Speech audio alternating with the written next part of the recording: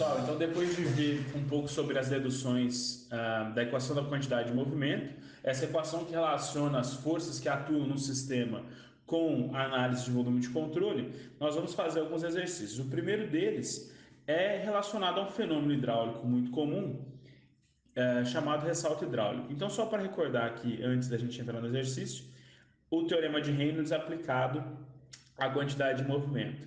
Então, lembrando, esse termo é o termo lagrangiano, a variação total da quantidade de movimento em relação ao tempo do sistema é igual à somatória de forças que agem nesse sistema, e isso vai ser igual à variação temporal no volume de controle, ou seja, naquele espaço definido, né, por onde passa o sistema, de V velocidade, ρ dV volume, mais a integral nas superfícies de controle de ρ v VDA. Lembrando que isso aqui fala então da variação da quantidade de movimento dentro do volume de controle, e esse outro termo fala do fluxo de quantidade de movimento pelo volume de controle. Mas falando sobre o ressalto hidráulico é um fenômeno que acontece muito comum nos pés de vertedores, né? Então você tem aqui, por exemplo, o reservatório de uma barragem, aqui é a barragem, e o vertedor dessa barragem. Quando esse vertedor começa a operar, a velocidade de descarga no vertedor ela é bastante alta e ela encontra um canal ou o próprio rio, leito do rio, em que as velocidades são muito mais baixas. Essa transição entre escoamento com velocidades muito altas e escoamento com velocidades mais baixas acontece nesse fenômeno chamado ressalto hidráulico. Então, o ressalto hidráulico é o fenômeno que caracteriza a passagem de velocidades altas de escoamento para velocidades baixas de escoamento. E uma outra característica do ressalto hidráulico é que ele acontece em escoamentos cuja pressão atuante na superfície é a pressão atmosférica. Então, isso aqui, a pressão que atua aqui é a pressão atmosférica. Tá? Só para a gente visualizar melhor esse ressalto, aqui a gente tem um canal retangular. Essa altura aqui a gente costuma chamar de altura y1, altura no regime torrencial, ou seja, no regime de velocidades bastante altas, e depois do ressalto, a gente chama essa altura aqui de y2. Essas duas alturas são chamadas de alturas conjugadas do ressalto. Propriedade importante é conhecer a relação de alturas entre y2 e y1, ou seja, antes e depois do ressalto. Vamos supor então que a gente vai fazer para esse nosso canal aqui experimental achar a altura conjugada entre y2 e y1 antes e depois do ressalto. Sabendo que aqui passa uma velocidade Q, aqui há uma velocidade V1 e aqui há uma velocidade V2, tá? Então, se a gente olhar lateralmente o nosso canal, o que nós vamos ver é o seguinte: aqui o fundo do canal, aqui a superfície do fluido, sob pressão atmosférica, com velocidades altas, o fenômeno de ressalto hidráulico e depois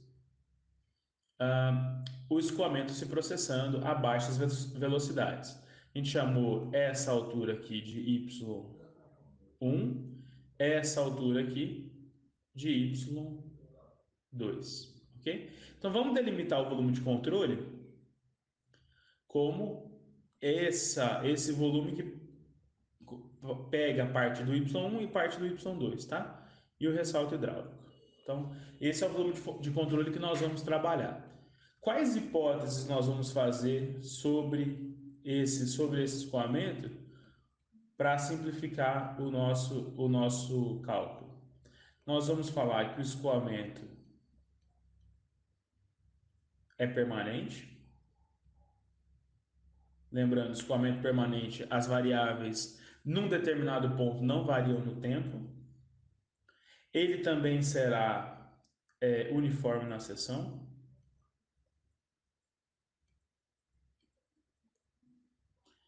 E vamos fazer a hipótese expressiva. Tá?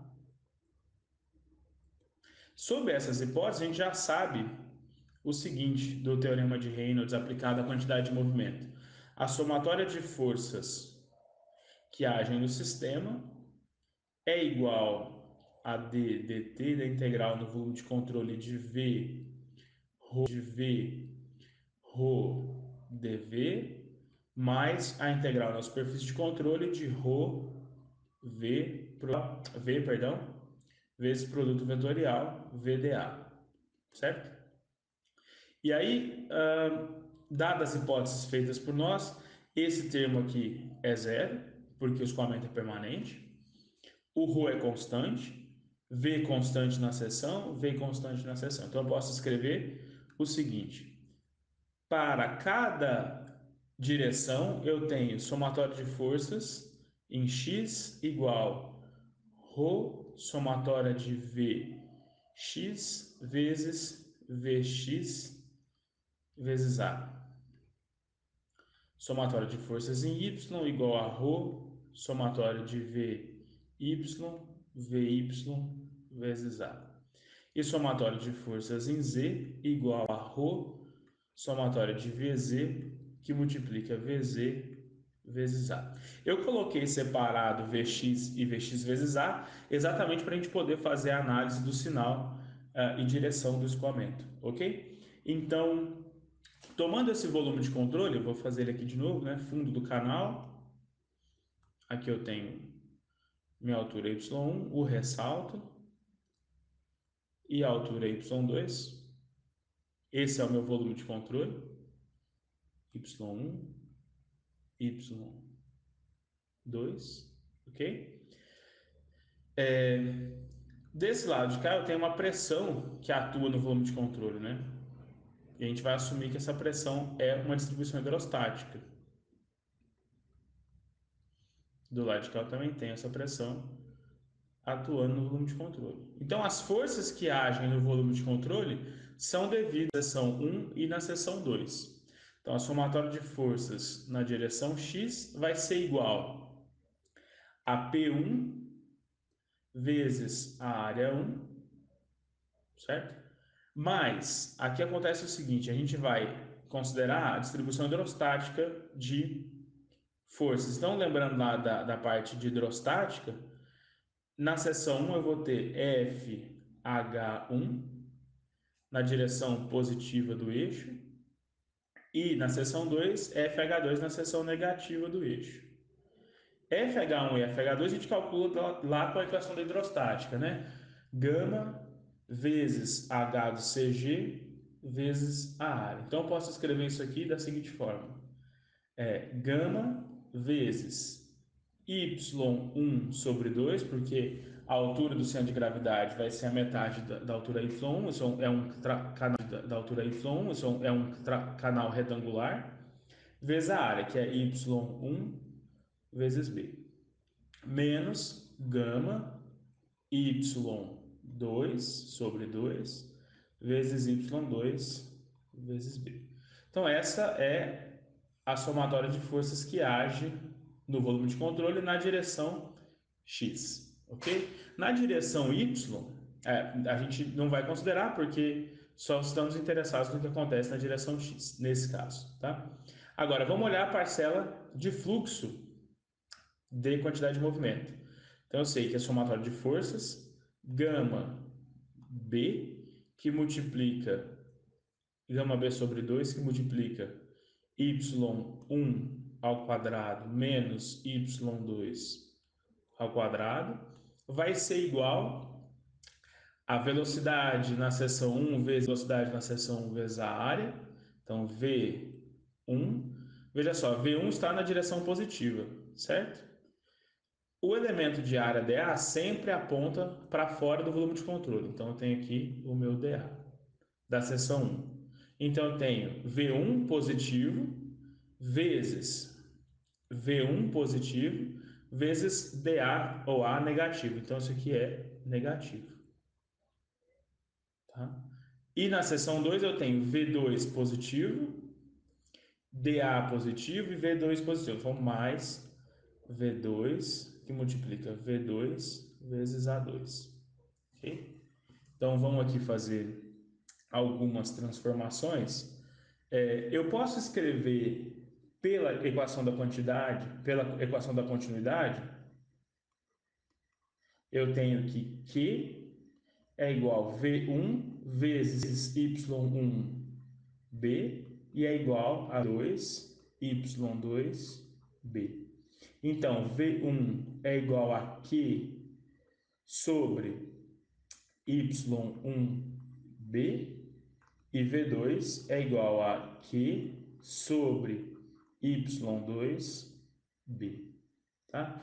Então, eu vou substituir isso aqui nessa equação e eu tenho, então, gama, que é ρ G vezes B sobre 2, que multiplica y1 ao quadrado menos y2 ao quadrado, igual a menos, bom, vou inverter os termos aqui, V2 ao quadrado, então vai ser Q ao quadrado sobre y2 ao quadrado vezes B, menos, e aí vezes a área, né? Vezes y2 v menos q ao quadrado sobre y1 ao quadrado vezes b ao quadrado, aqui também ao quadrado, vezes a área, que é y1 vezes b.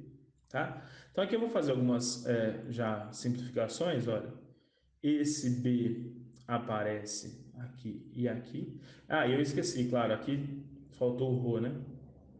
Então, o ρ multiplica toda essa equação aqui.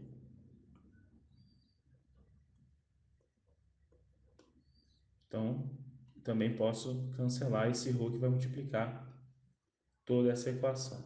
Esse ρ cancela com esse, certo? Então, nós vamos rearranjar essa equação para ficar algo um pouco mais interessante. Daqui eu consigo fazer uma fatoração, lembrando lá das fatorações matemáticas, isso aqui fica g sobre 2 que multiplica y1 menos y2 vezes y1 mais y2. Isso tem que ser igual a q ao quadrado sobre b ao quadrado, tá? Aqui esse y2 pode cancelar o quadrado daqui, esse y1 cancela o quadrado daqui. Então, que multiplica 1 sobre y2 menos 1 sobre y1. Tá? Aqui a gente consegue fazer mais alguma coisa, então eu posso escrever g sobre 2 que multiplica y1 menos y2 vezes y1 mais y2 igual a q ao quadrado sobre b ao quadrado que multiplica y2 vezes y1 sobre aqui y1 y1 menos y2. Então, olha, aqui sobrou um termo que eu já posso cancelar, né? Esse termo aqui pode cancelar esse termo aqui de cima.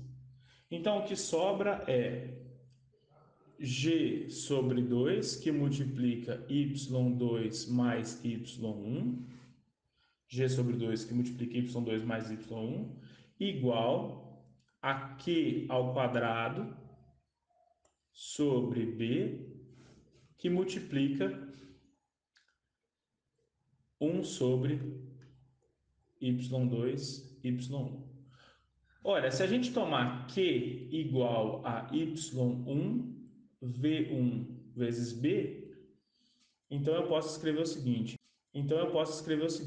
G sobre 2, que multiplica y2 menos y1, é igual a y1 ao quadrado vezes v1 ao quadrado vezes b ao quadrado. Aqui também tem o quadrado. Sobre b ao quadrado, que multiplica 1 sobre y2, y1. Esse y1 ao quadrado aqui, olha, esse b ao quadrado pode cancelar com esse b ao quadrado. E o quadrado do y aqui cancela com esse y de cá. E sobra, então, a seguinte expressão. G sobre 2, que multiplica y2 menos y1, igual a y1 sobre y2 vezes v1 ao quadrado, tá? Olha, então eu vou separar de um lado y2, de outro y1. Eu posso escrever o seguinte,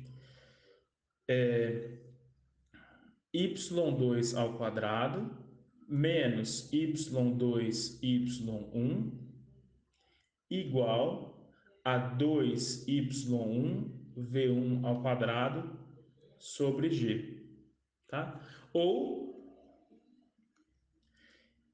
y2 ao quadrado menos y2 y1 menos 2y1 v1 ao quadrado sobre g igual a zero. Então, se eu tomo aqui, ó, essa equação de segundo grau, resolvendo ela com a equação de Bhaskara, né? Aqui eu tenho a y2 ao quadrado menos by2 mais by2 mais c.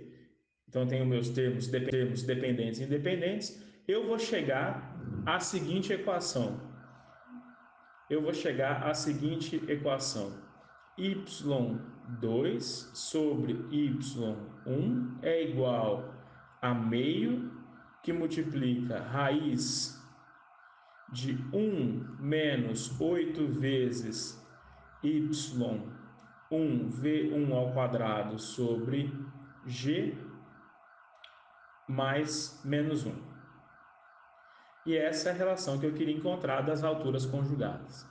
Tá bem? No próximo vídeo a gente vem com mais um exercício. Muito obrigado e até o próximo.